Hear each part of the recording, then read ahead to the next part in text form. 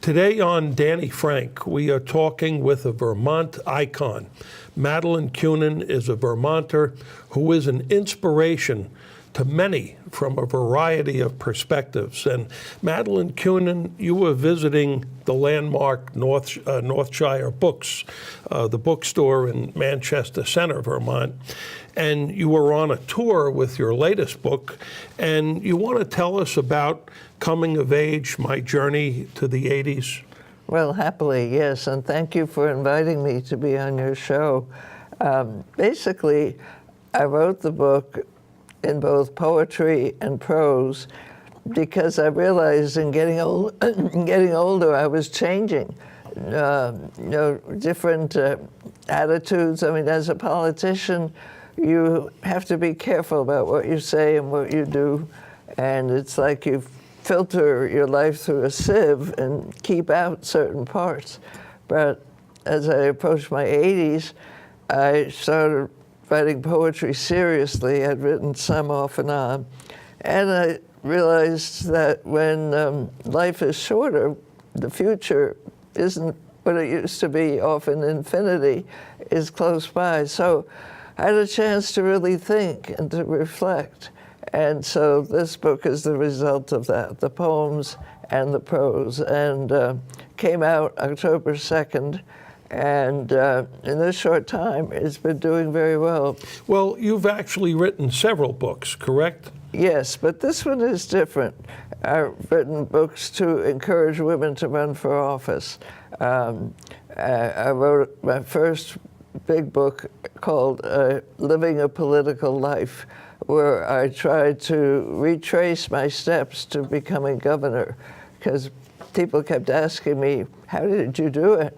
And this is the long answer in that book. But this is much more personal. Well, Madeleine Kunin, you were Vermont's governor from 1985 to 1991, and you were the first Jewish female governor in the United States to be elected governor of a state. And you were a former deputy United States Secretary of Education appointed by President Clinton, and you were a former United States ambassador to Switzerland and Liechtenstein. But you actually lost in your first try for elected office, right? That's true. Well, I don't know which one you're referring to, but as in Burlington, as a citizen of Burlington, in I think it was 1971, I decided to attend a Democratic caucus in Burlington.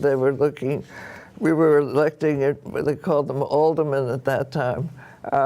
And it was a caucus, so it was a small group, and I really hadn't intended to run. Somebody nominated me, and in that process, I lost by a few votes.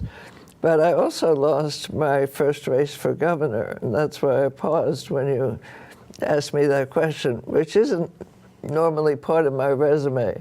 But what happened was Dick Snelling, the incumbent governor, announced he wouldn't run anymore, and so I jumped in, and then he changed his mind. So I suddenly found myself in a tough race, since running for governor against an incumbent is much harder than if it's an empty seat.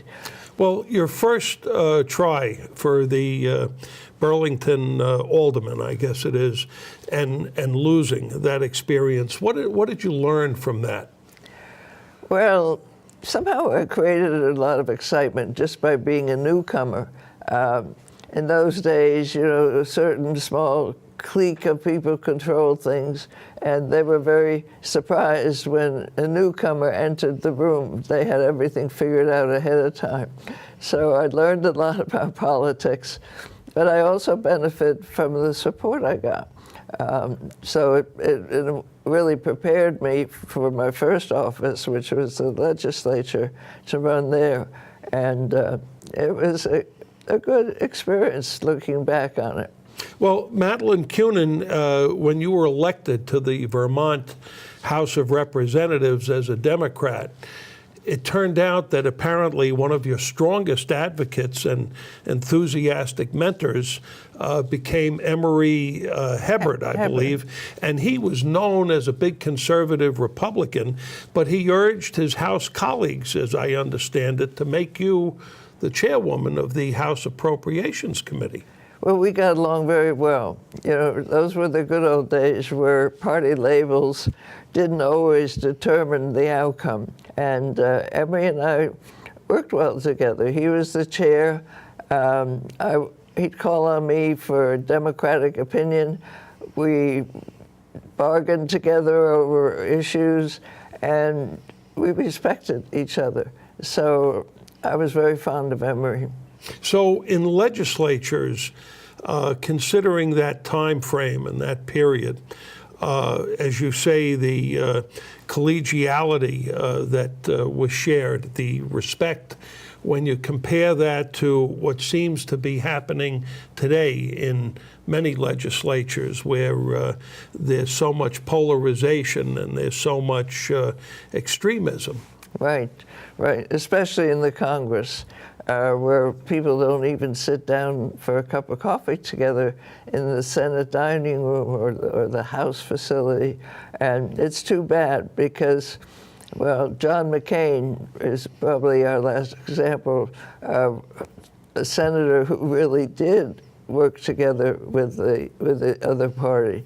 But that's how you get things done, not by labeling people with terrible names or not by even saying hello, how are you?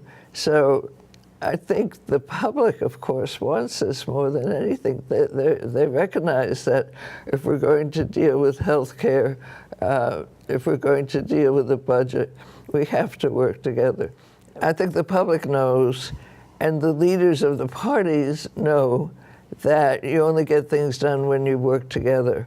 And, you know, that you have to excruciatingly search for that one vote, like President Obama did to pass the Health Care Act.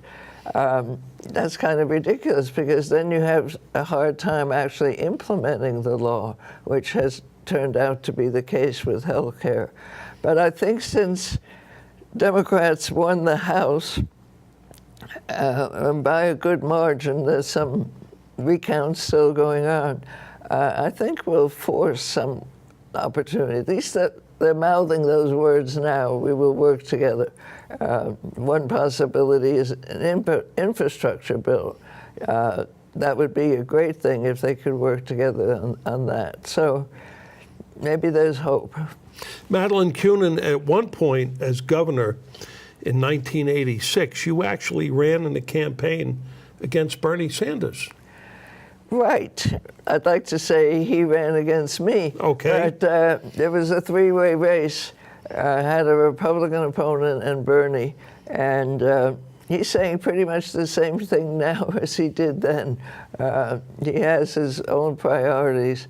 But, you know, he ran as an independent. And all I can remember is being in one of these hot radio studios, and I had Peter Smith on one side and Bernie on the other, and they literally sucked up all the oxygen in the room. But the good news is I won. Well, Madeleine Kunin, as Vermont's 77th governor, what do you believe was the toughest, most difficult decision that you had to make as governor in the 6 years you were chief executive? There were a lot of tough moments. The budget, for example, it's hard to say who will be rewarded, who will be punished, who will get what they're asking for. But I had experience with that beforehand as chair of the Appropriations Committee, so that was very helpful. I think probably the toughest decisions are personnel decisions, where you may have to fire somebody, and that's never a pleasant thing to do. And the other tough thing that goes with that is to appoint the right people to positions where they have important responsibilities. So say things around personnel, but that's true for the CEO of a corporation. It's true in any management position. But the best thing is about being governor, you actually can get things done. And it's, I believe, the best job in politics because you're still close to the people. You go shopping in the grocery store, and it takes you a long time because everybody wants to stop and talk to you. But in Congress, you're in Washington, you're far away from the public, and I think some kind of unreality creeps in. But Vermonters let you know what they think, and that's a good thing.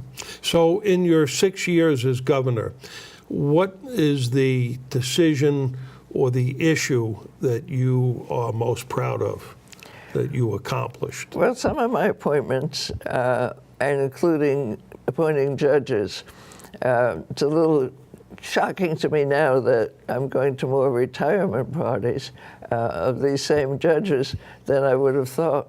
But I think the appointments you make are the most important. As for legislation, I think Dr. Dinosaur, which we started, which provides health care for children and pregnant women, that has had a real impact on the public because access to health care, especially for young children, is so critical.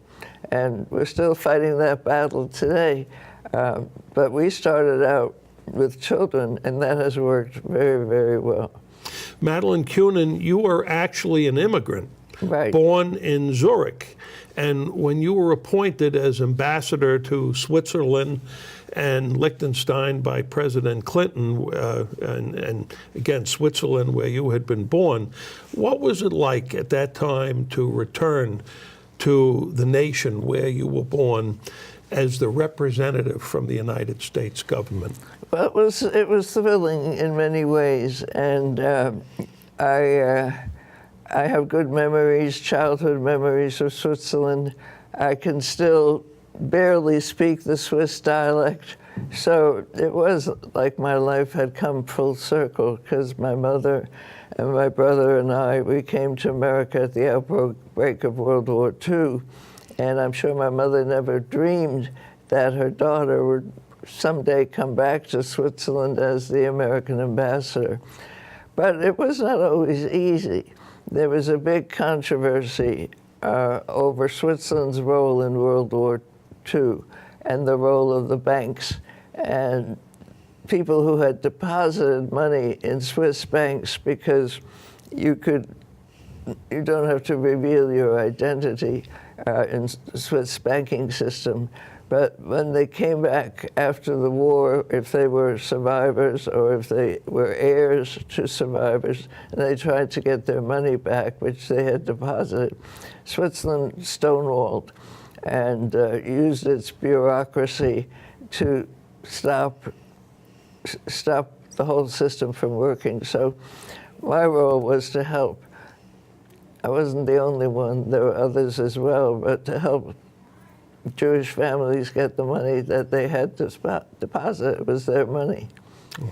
Madeleine Kunin, August 1999, your time as ambassador is completed. You are 66 years of age.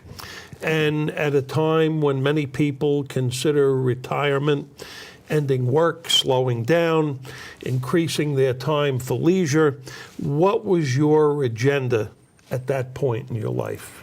Well, it was sort of open, but I like the environment of a university, so that's where I hung my hat.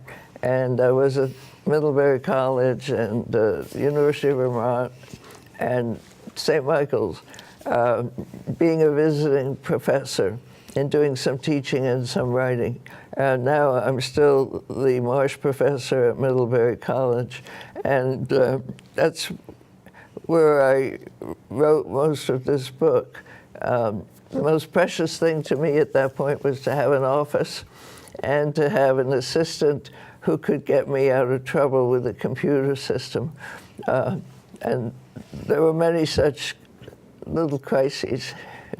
Did you consider staying in politics and government when you came back from your time as ambassador?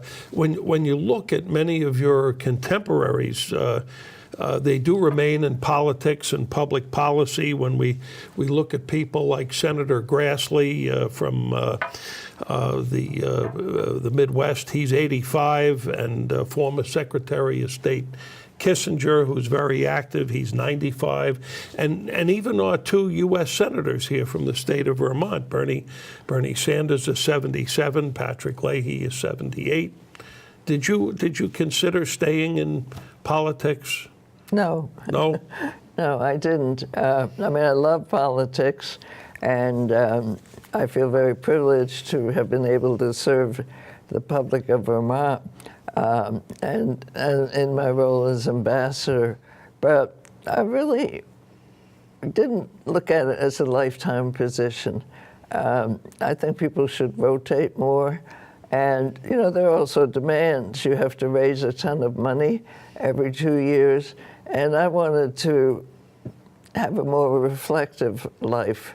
And I love students, I like to teach, and I like to write, and I like to be a private person occasionally. So I didn't see another run. And I like the freedom of being a private citizen as well. I mean, Nancy Pelosi is 78, for example. Right. And maintains an extremely active schedule, a lot of pressures and demands on her. Right, right. And she's in a key position. She's in a wonderful position. So that's important. But I'm very happy with what I'm doing, and I'm very busy. I mentor students. I teach various classes. I don't teach the whole class, but I give guest lectures to a course on women's studies. And I also have more time for my family. I mean, when people retire, that's what they say. But in this case, I really mean it. So, Madeleine Kunin, where exactly did this notion originate that people would work and retire at 65? And in your estimation, has this cultural and perhaps legal principle, what type of an impact has this had on our society? Well, that we were going to retire at 65. I think part of the reason was to make room for the next generation, so that most jobs, there's a requirement to retire, but it's not by law, as far as I can tell. But I think sometimes it's an economic reason that you have to keep on working to support yourself and your family. And sometimes people retire and they want to do something else, like become an artist or work in the child care center. So it depends on economic issues. But that's not necessarily a bad thing to keep working, right? No, it isn't. Or you can work in another job. I mean, do you feel that there might be age discrimination of people who want to work and do things but are considered to be too old? I'm sure there's some of that. And that's hard on people who do want to continue to work. And when we discuss Social Security, one suggestion is that the retirement age be lifted from 65 to 70. And there's usually a huge outcry when that happens. In Europe, people retire even earlier. And I think in Europe, they consider that you might have a really active retirement. I mean, retirement doesn't mean anymore you sit in the rocking chair with your knitting. I think people are busy, they do volunteer work, they do all kinds of work, and if necessary, they work full-time like they did before retirement. And is it important for older people to want to embrace that rather than just sitting and being inactive? Well, I can't preach to them. I think that's a personal decision, but certainly they shouldn't be barred from continuing to contribute to society, and that's healthy for all of us. Yeah. One of the big four accounting firms I'm familiar with, they have a policy that the managing partners have mandatory retirement at age 60, which kind of seems strange because people at 60 are really at the peak of their experience and contacts and business, but they want the others in the firm to feel that they have a shot at making managing partner. Right, So, right. So I'm sure there have been studies and people have debated this, what is the right age? I mean, for hazardous jobs like state police, the retirement age is 50. If your job is not stressful, you can retire later. But now with almost full employment, there's a real opportunity for people to continue to work because we're approaching the point where we have a labor shortage. there are a number of people, say, on the Forbes 400 billionaires who continue to work post 65 and 70, 75. I mean, I knew a very wealthy man who worked up until a couple of days before he died from cancer. Really? So Yeah. he was 92, and he continued to That work. made him happy, evidently. Yeah, it did. It did. So, Madeleine Kunin, you've been a professor. You mentioned Middlebury College and at the University of Vermont, and we discussed your book and some of the other books that you've authored. So, what is your advice to people that are just entering the 65-plus period? How can they reflect and really get the most out of the next 5, 10, 20 years? Well, you know, what is old? I mean, when are you really old? And I think you're really old when you stop being interested in life. I would urge people to do a little exploring. What is it that they've always wished they could do, and can you find a way to do it?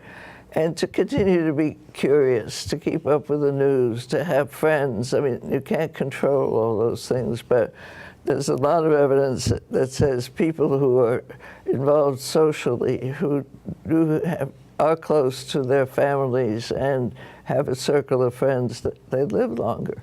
And so enjoy life, you know, and again, there may be economic restrictions where you might not be able to go to Brazil or New Zealand with your friends or partners or relatives.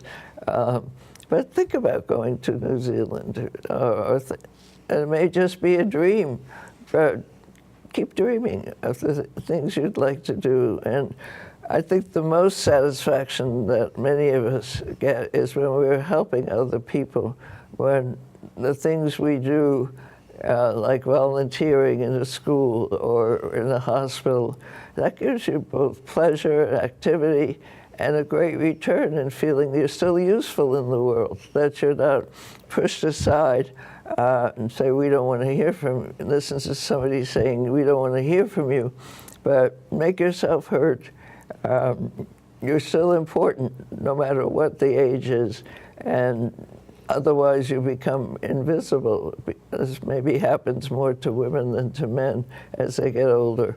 But have a presence and consider yourself a great attribute to society and act that way. So, Madeleine Kunin, what do you have planned for the next 10 years? I'm not planning on 10. I'll be happy if I have 2 or 3. But I plan to be engaged and do the best I can. What is something that, as you look back on your life and your career, that you still haven't done that you wish you had done? that maybe you would get to at some point in time over the next couple of years? Is there that? Well, I wished I'd learned to play tennis when I was... Really? Yeah. But now it's sort of late. I wish I could speak more languages that I haven't done. But I don't have too many regrets. There's some decisions, of course, one would have made differently. But I see myself as having had the benefit of a good education. And as you mentioned just a minute ago, I'm an immigrant from Switzerland. I arrived in this country when I was 6 and a half. My brother was 4 years older. And I never dreamed I would have these opportunities, which I have now. And that experience also makes me a firm supporter of immigration, because I think immigrants, no matter what the color of their skin or where they come from, enrich the United States with a great contribution and great zeal to succeed. And that's what makes this country great. So, Madeleine Kunin, you mentioned the universities, UVM and Middlebury, and certainly education is an area that older people should avail themselves of, right? And not just let that pass by, right? You can always learn. You can always have new experiences. You can always have new insights. And that's a great blessing. So you're on a book tour for your latest work. Where is this taking you? Well, I'm going to Northshire Bookstore this evening, and that's a wonderful bookstore. And then I'm going to be in Norwich, Vermont, with the Norwich Bookstore. I believe that's the 16th. And then I'm doing an event in Boston and in New York. But because the book is so personal, it's gotten a lot of attention. Not many people write the way I discovered I could write. It's like I opened a door that I hadn't opened before, and I could reveal more of who I am. It's published by Green Writers Press, Coming of Age, My Journey to the 80s. And Madeleine Kunin, why don't we say that 5 years from now, you will return to my show and we'll do another interview. Okay. Deal? Deal. Okay. Okay. This is Danny Frank for GNAT-TV.